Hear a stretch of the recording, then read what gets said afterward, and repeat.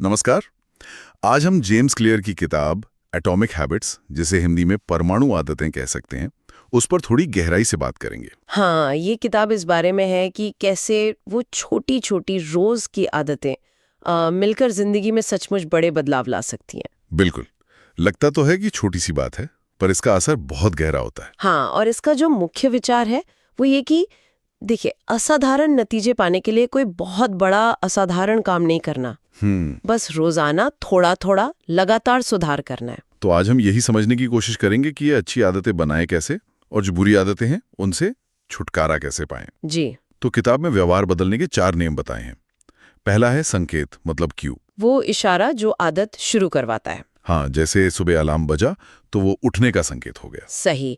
तो किताब कहती है अच्छी आदत डालनी है तो इस संकेत को बिल्कुल साफ करना होगा। सामने रखना होगा। मतलब सिर्फ ये नहीं कि मैं योग करूंगा, हाँ, बल्कि ये तय करना कि रोज सुबह 6 बजे अपने लिविंग रूम में 10 मिनट योग करूंगा, एकदम पक्का। और ये स्पष्टता क्यों जरूरी है? देखिए, जब संकेत साफ होता है ना, तो दिमाग को बिल्कुल पता चल जाता है कि अब क्या करना है, कब करना है। वो जो एक अनिश्चितता होती है ना, अच्छा। जो हमें अक्सर रोक देती है, वो खत्म हो जाती है। ये पहला लेकिन शायद सबसे जरूरी कदम है। समझा। अच्छा, दूसरा नियम है लालसा, क्रेविंग।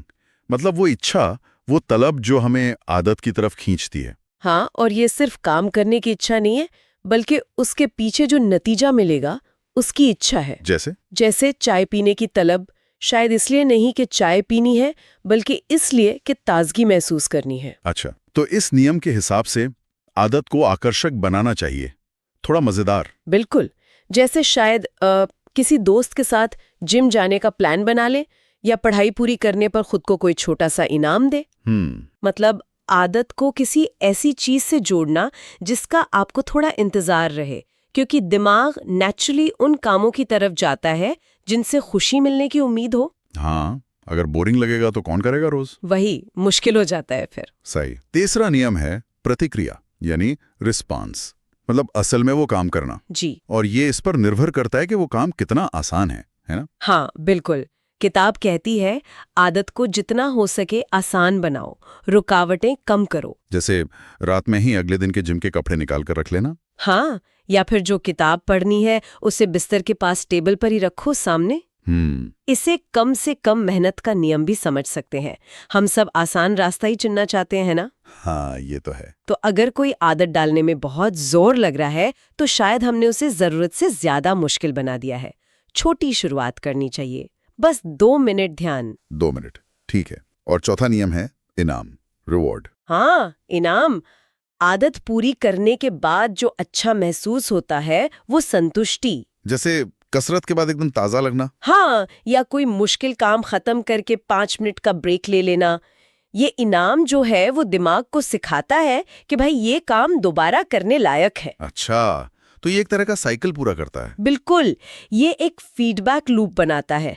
दिमाग को सिग्नल मिलता है कि ये जो पूरी प्रोसेस थी, संकेत, लालसा, प्रतिक्रिया, ये फायदेमंद थी। और फिर वो इसे दोहराना चाहता है। हाँ, और यहीं से आदतें पक्की होती जाती हैं। वो छोटी सी तुरंत मिलने वाली संतुष्टि भी बहुत काम आती है। किताब में एक और बड़ी दिलचस्प तकनीक है, हैबिट स्टैकिंग। हाँ, हैबिट स्टैकिंग। मतलब एक नई आदत को किसी पुरानी जमी हुई आदत के ठीक बाद जोड़ देना। जी, जैसे जब मैं सुबह अपनी कॉफी बनाऊंगा, उसके फौरन बाद 1 मिनट ध्यान करूंगा। या फिर ब्रश करने के तुरंत बाद 2 मिनट स्ट्रेचिंग करूंगा। ये बहुत असरदार है, क्योंकि आप एक पहले से बने बनाए रूटीन का फायदा उठा रहे हैं। अच्छा, मतलब पुरानी आदत नई के लिए संकेत बन जाती है। हाँ, बिल्कुल। याद रखने की जरूरत कम पड़ती है। एक काम खत्म हुआ, दूसरा अपने आप शुरू हो गया। और वो हर दिन 1% बेहतर वाला सिद्धांत, हाँ, वो भी कमाल का है। हाँ, 1% बेहतर रोज। सुनने में लगता है 1% से क्या ही होगा, लेकिन किताब बताती है कि अगर आप रोज सिर्फ 1% सुधार करते हैं, तो साल भर में आप लगभग 37 गुना बेहतर हो सकते हैं। 37 गुना? हाँ, ये छोटे कदम सच में बहुत शक्तिशाली हैं। ये कंपाउंड इंटरेस्ट जैसा है। जैसे पैसा बढ़ता है धीरे धीरे। हाँ, शुरुआत में लगता है कुछ नहीं हो रहा, शायद दिखता भी नहीं है, और यहीं पर ज्यादातर लोग छोड़ देते हैं। सही का। लेकिन अगर आप टिके रहे, तो लंबे समय में इसका असर बहुत बड़ा होता है। धैर्य रखना बहुत जरूरी है यहाँ। तो ये तो हुई अच्छी आदतें बनाने की बात। बुरी आदतों का क्या? उन्हें कैसे तोड़ें? उनके लिए बस इन्हीं नियमों को उल्टा कर देना है। उल्टा कैसे? पहला, संकेत को छुपाओ या अनदेखा करो। जैसे अगर फोन बहुत चलाते हैं तो उसे दूसरे कमरे में रख दो। अच्छा, नजर से दूर। हाँ। दूसरा, लालसा को कम आकर्षक बनाओ। उस आदत के जो नुकसान हैं उन्हें याद करो। तीसरा, प्रतिक्रिया को मुश्किल बनाओ। जैसे अगर सिगरेट छोड़नी है तो घर में रखो ही मत, खरीदने के लिए दूर जाना पड़े। रुकावटें बढ़ा दो। हाँ। और चौथा, इनाम को असंतोषजनक बनाओ।